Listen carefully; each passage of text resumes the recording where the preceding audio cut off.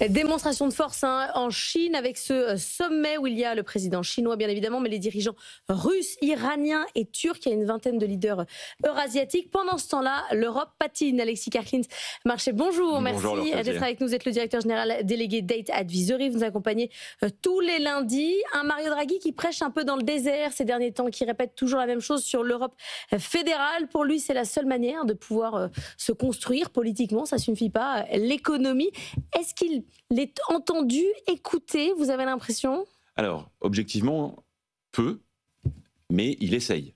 Il y a un an, il remet son rapport sur la compétitivité, pratiquement jour pour jour, parlant du déficit de productivité, d'innovation, proposant des pistes, proposant des actions, avec cette phrase incroyable lors de la présentation de son rapport, « Nous tuons nos entreprises ». Donc il envoie un message très fort, et il craint, dès l'année dernière, que ce rapport finisse sur une étagère.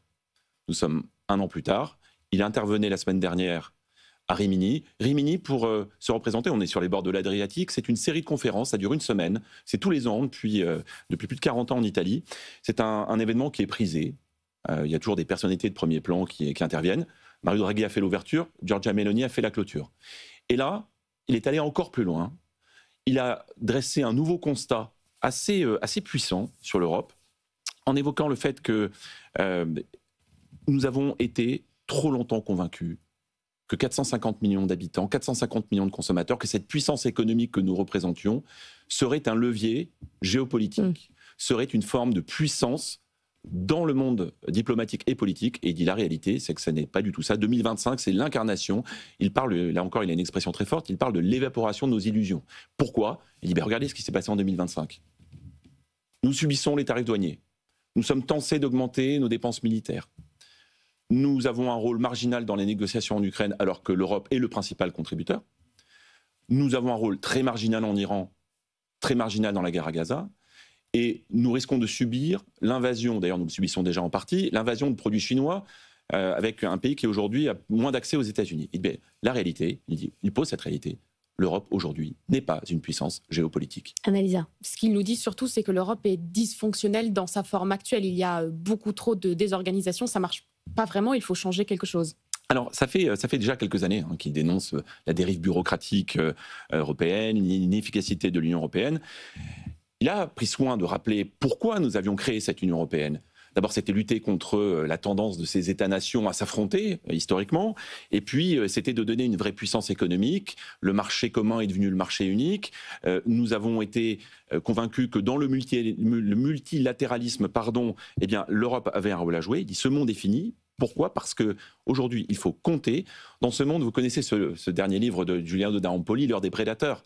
À l'heure des prédateurs, à l'heure des empires, eh bien, il faut compter géopolitiquement.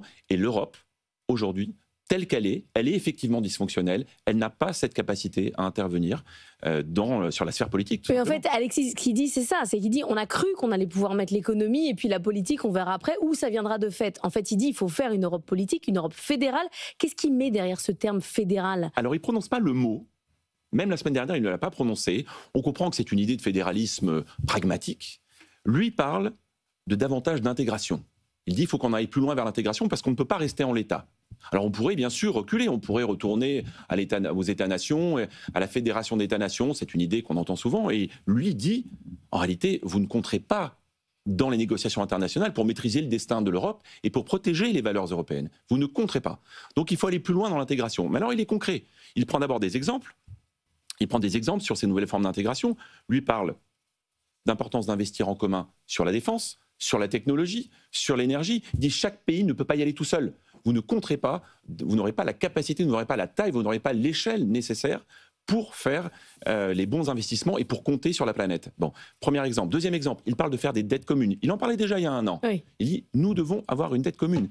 Et puis, la grande nouveauté la semaine dernière, c'est que pour la première fois, il est allé plus loin sur l'aspect institutionnel.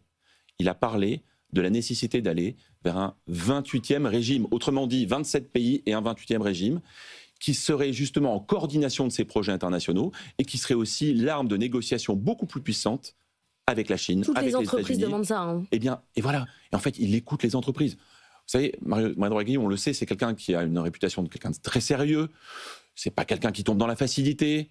C'est un homme, quand il parle, il a plutôt le mot économe. Donc, quand il parle, on l'écoute. On l'écoute, en tout cas, dans certaines sphères.